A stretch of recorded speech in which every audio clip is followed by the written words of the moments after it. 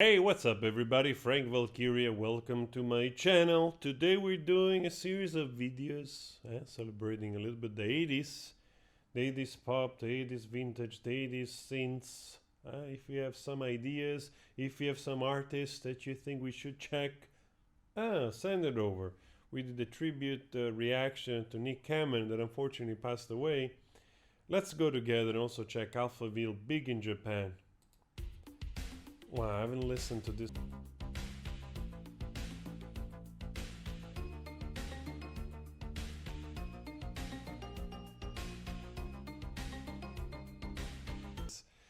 Oh wow!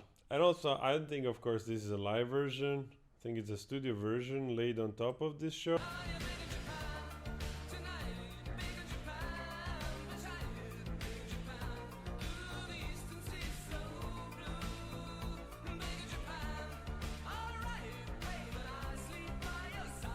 Look at this jacket, man.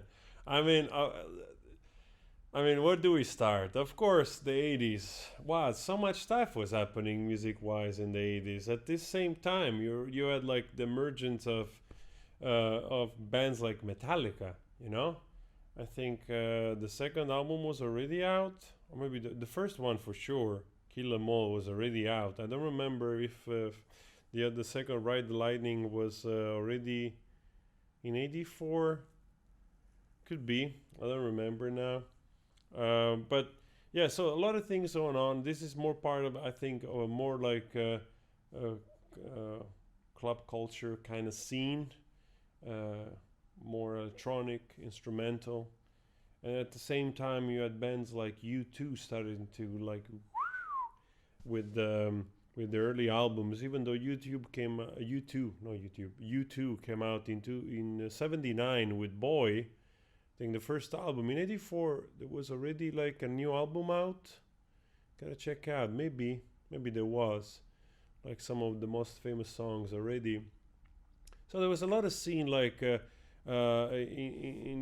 sort of intertwining of more commercial, less commercial, new stuff, new sound. You know, new bands like Depeche Mode, and then you had like also those niche culture which were emerging in the States. You had a lot of glam rock, which was at the peak, and and slowly, so you had this mixture of you know, Bauhaus and all those different styles, but nevertheless it was quite rich and entertaining. I mean, after all, between the '70s and the '80s, especially the early '80s, a lot of those great bands that today we cherish as some of the greatest, they were just going around as newbies, you know, as just new names.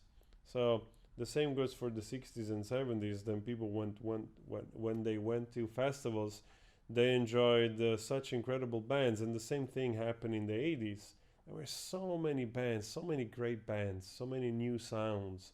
So it must have been in there quite exciting, but at the same time difficult because you only had to rely on the radio. You had to rely on buying the stuff. So you were limited by what you could afford as well. But at the same time, I always say this also was nice because you managed, you know, to exchange stuff with your friends. A lot of tapes, you know, going around. You copied the tape of your friend and so on and so forth to get new music. But still, definitely, you didn't have as much music as we consume today. Uh, Big in Japan. I know I'm talking a lot.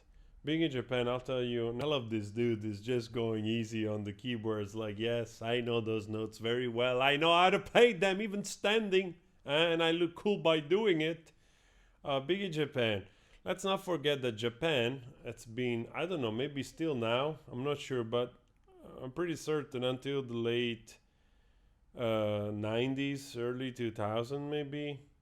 For sure, throughout the '90s, they were the second biggest market in music, you know. So literally the country that consumed most music and bought most music. So on a population, I think, how many in Japan? Like 128 millions, some crazy number like that, considering that the country is more or less as big as Italy, has twice as the population or more. So it's pretty remarkable that the US is it's always been the first market, and the Japan has always been the second. I don't know right now where we stand, but this is also the reason a lot of bands they just exploded in Japan. You know, they just became gigantic, and I've always been fascinated with Japanese culture as well, also pop culture. They have a lot of interesting stuff, both in music and in movies and in animation. Of course, I grew up with Japanese animation, but it's also lovely to see how in love the Japanese culture was for what was coming out of Europe and the US. You know, they're really cherishing it, buying it, consume it, copying it in whatever shape or form in both, I don't know, the fashion or bands coming out. So very, very, very peculiar, very, very peculiar period as well. It's interesting to put that into context, you know?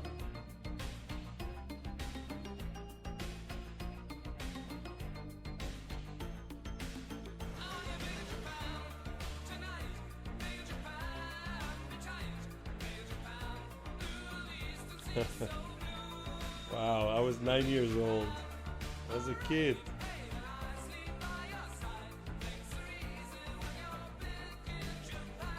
I used my wiener only for peeing. Huh? Can you imagine? I still do that, but along the way you learn stuff.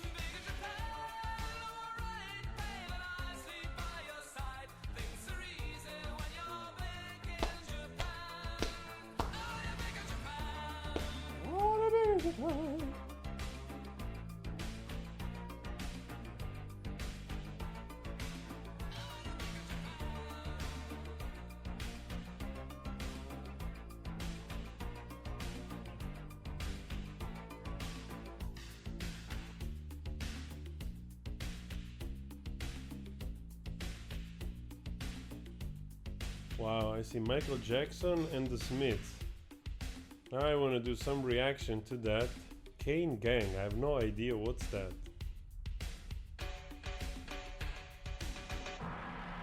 Wow, guys, this was a lot of fun to check those old old goldies.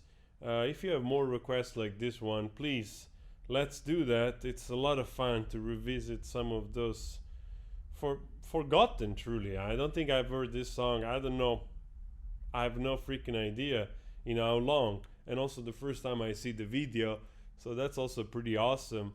So to indulge a little bit into this thing is also fun, because in fact there's a lot of stuff which I never watched, you know, a lot of stuff you don't know exists, those videos.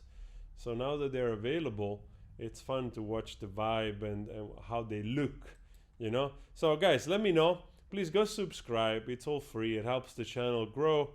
And also, if you want to listen to my music, you can just link on Spotify, it's all free, and it's also a great way also to support me and my page in continuing to do these things, reactions. So time for a coffee. Aroo!